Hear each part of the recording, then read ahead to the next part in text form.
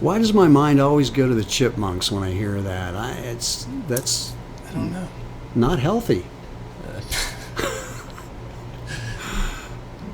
Remember, mental health matters, dental health matters, and mental health matters. Yes. Did I mention mental health? No. Okay, well that matters too. I'll tell you what matters: not going Family. 0 and not going 0-2 in conference play. It's pretty clear we're not family-oriented people here, Bill. No, we don't have an Urkel yet. No, and we obviously just sold the 2 family members here. So we're getting a. What would you do for a Klondike bar? But I traded it downstairs. I got some reams of paper. I'm going to go get 10% off now. There you go. So it all works out for everybody.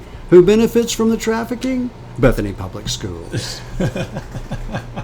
All right, Keep Your Enemies Closer is back. We're going to talk Kansas State. And Bill, I got to tell you, there was a little, that we was talking about that in your brain. You have that primal part, that part in the back that's kind of the fight or flight thing. And as we get supposedly more sophisticated, we tamp that down. That little thing was just kind of going off in my head when K-State hired Chris Kleinman. That sense that, oh my, if this translates the way it possibly could, the entire league may be in for a wake-up call. And I really thought that was possible in a year or two. But this guy has stepped in, and I think his overall approach is very similar to what these kids have already dealt with Bill Snyder. Right. A very no nonsense. We're gonna get down and dirty in a fist fight with you. We're gonna win it in the trenches, and it's up to you to figure out how to stop us there. It's really, when we're talking about what OU needs, is to face somebody that's got an offensive identity, and can you stop what matters the most to that offense? In this case, man, Oklahoma State's going to get that chance again, and it's scary, Bill, because the 3-man front was exploited by Texas. The gaps were huge. They tried to, you don't have a big enough, talented enough nose tackle to tie up 2 people to give linebackers an opportunity to fill those gaps. Texas exploited it time and time again the other night. And I'm going to tell you something. K-State's as big and physical as Texas is. Where they may lack in maybe the very top level from a skill set, they make up with that with with an offensive line that's cohesive, and they are a scary football team. I do believe Oklahoma State has enough offense that I believe being in Stillwater gives them enough of a chance to win that game by 3 or 4 points. But if I'm saying that, what I'm really telling you is I think those teams are very even. Yeah. And they play even. Last year was the first time the game wasn't one possession game, and that was because Oklahoma State went into a shell and probably played their worst game of the year at K-State. But Bill, I've been unbelievably impressed with Chris Kleinman. They've had a week off. They got to celebrate going to Mississippi State and beating up on Mississippi State, and that's a great win, and I'm not going to take anything away from that. But Mississippi State is hurting offensively this year. Their quarterback isn't, well, let's put it this way, he's not even up to SEC caliber as a quarterback in terms of being able to spin the ball and push it down the field. The thing I like about K-State, even going back to the Snyder years, they are very balanced on offense. Very smart. Regardless if they are down, up, whatever it may be, they always seem to have a running back that knows how to hold on to the ball, always seems to get anywhere from 3 to 8 yards per carry, can catch the ball out of the backfield, can block exceptionally well.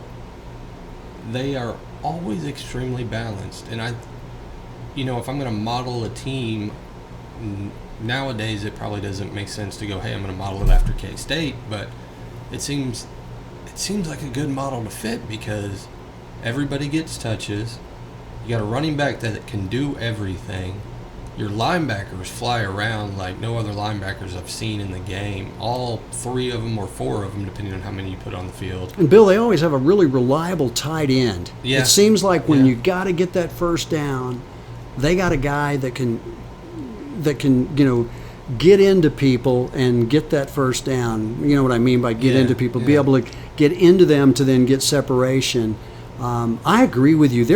A lot of people, I think, probably don't think that they're fun to watch because they like what Oklahoma State, and I get it. I mean, I understand that, but I'm telling you, man, as a guy that's been around for, 25 years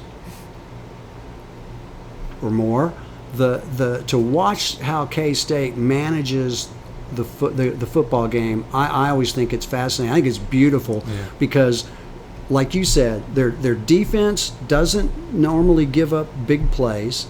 Their offense has the ability to run at whatever pace they feel like. They've got quarterbacks that are either in the mode of a guy that can tuck it and run, and they can run wildcat with a quarterback like they've done in the past.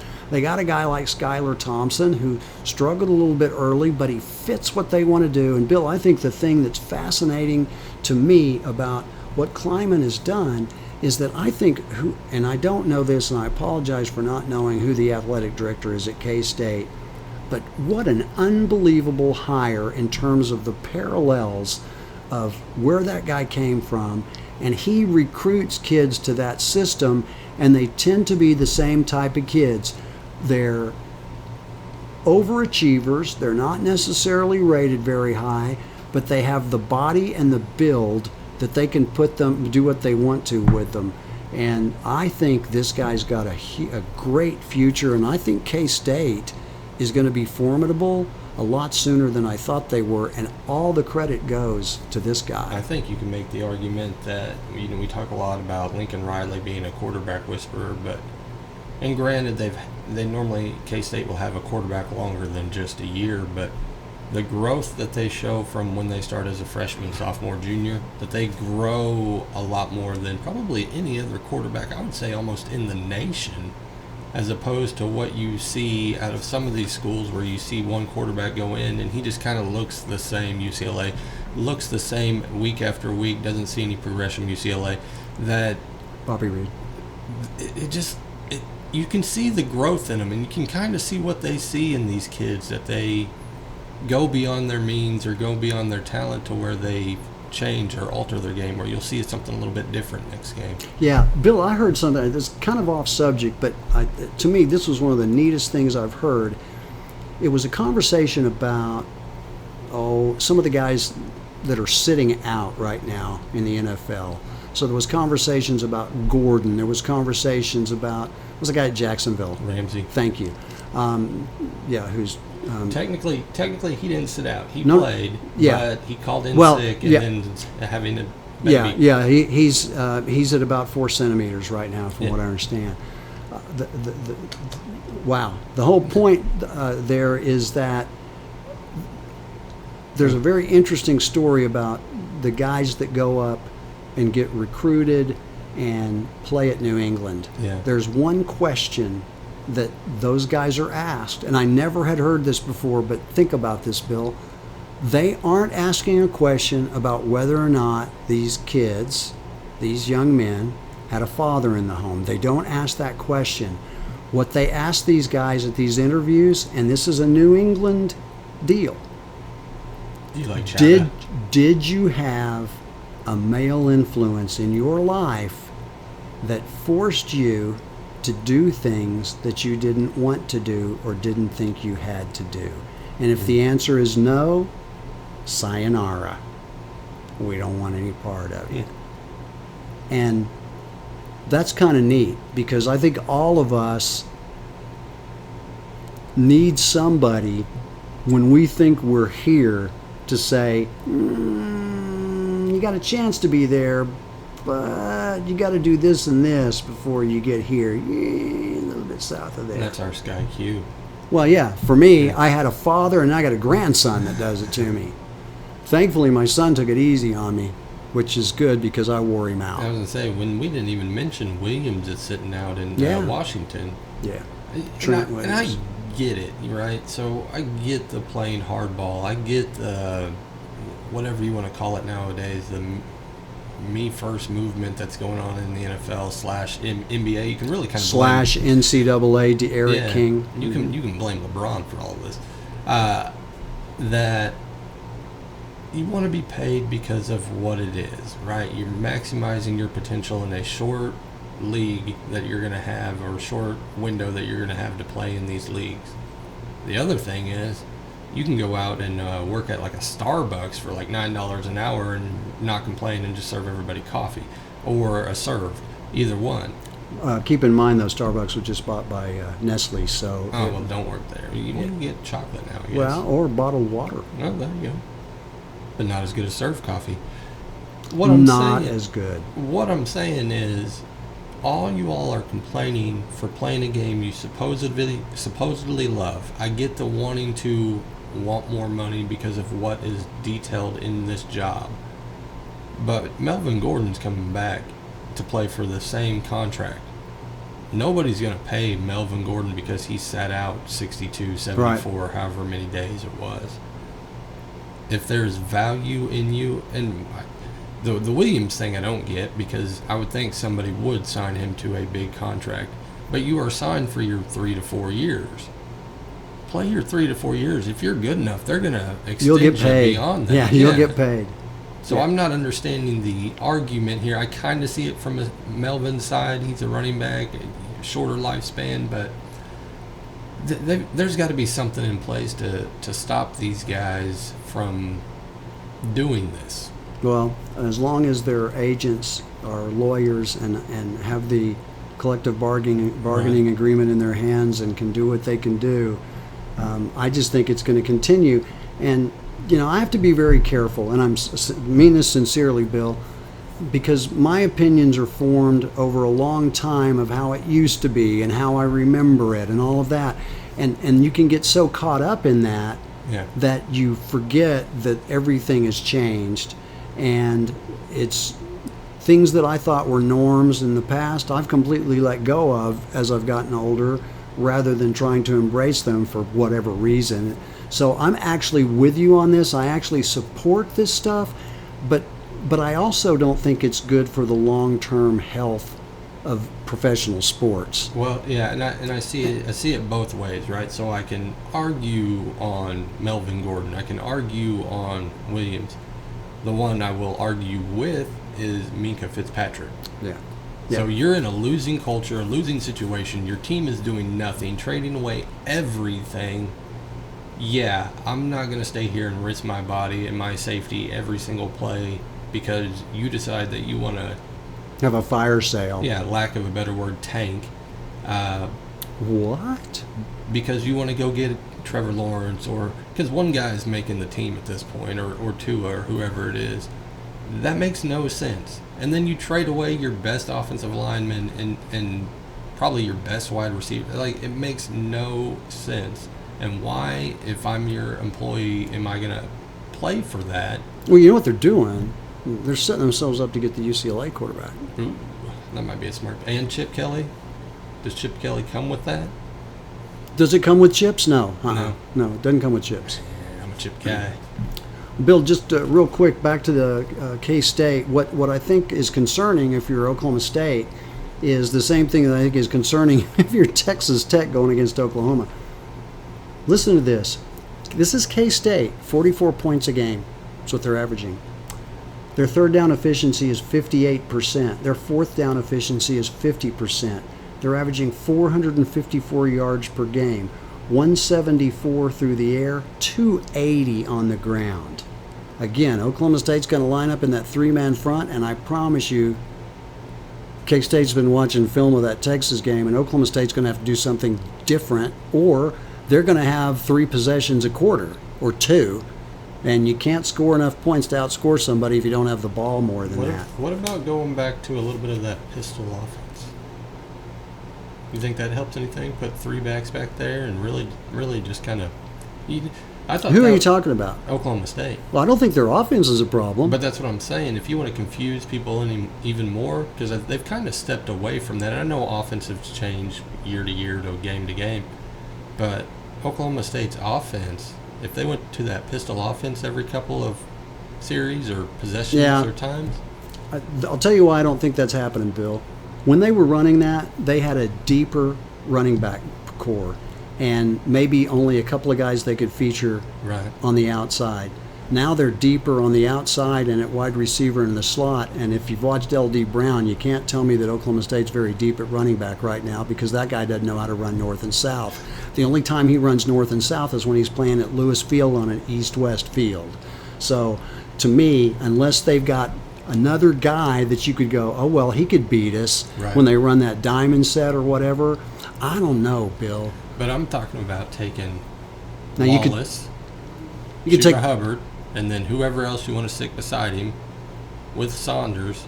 How scary would that be? Because you don't know which way they're going to go. Maybe Jelani Woods, maybe the big cowboy back would change it up. I mean, I can't knock their offense; they're doing amazing. But I'm just saying, if you put that kind of package around him, you're not going to know when they're going to throw it. You're not going to know when they're going to run it. The downside, I guess, would be you're not really having a blocker in there when you do run it, because Wallace may be a decent enough blocker, but he's not a fullback. So yeah, my problem is you line up that way, and I can tell you they're going to try to run a perimeter pass play to try to get a couple yards over there. They'll get 2. Now it's 2nd and 8. They run the ball up the gut, and they get 3. Yeah. Now it's 3rd and 5, and they throw the ball downfield 60 yards trying to get an interference call or Wallace to make an unbelievable play. And every other time he does. Right. But I just don't know that they feel comfortable enough with the stable of backs they have right now, which is kind of ironic because when the season started, you had Jeter and King, and not King, Jeter and L.D. Brown and DeAndre Glass, who's the true freshman that's a 4-star. And you thought all these guys were going to make a difference, but the guy that really has been the best backup is Micah Cooper, who was a walk-on junior college guy that was hurt and didn't get to play against Texas. So I don't know, Bill. You know why? Because he's got that chip on his shoulder. Skylar Thompson, though, 486 passing yards. He's got a 67.9% completion rate. You were talking about their running backs, Bill. They got 3 that are pretty good. James Gilbert, 43 rushes, 277. He's averaged 6.4. Jordan Brown, 20 for 154. Everybody named Brown that plays at that school is scary. Had a linebacker named Brown that was pretty. Yeah. And then the Wizard, Harry Trotter, 24 for 97 yards, averaging 4 per game. And they've got receivers. Let's see. Mark Knowles leads the receivers. He's got 9 catches for 137 yards and 2 TDs. But Bill, the game's going to be decided between the tackles. I've got a little funny story before we go to break to tell you about between the tackles. Ooh. Are you interested? Let's do it. You ever heard of a guy named Randy White? Comedian? Well, in this case, yes, but he's in the Pro Football Hall of Fame. Okay. Played defensive line for the Dallas Cowboys. All pro multiple times. Well, Randy played at Maryland, and Randy was a guy that,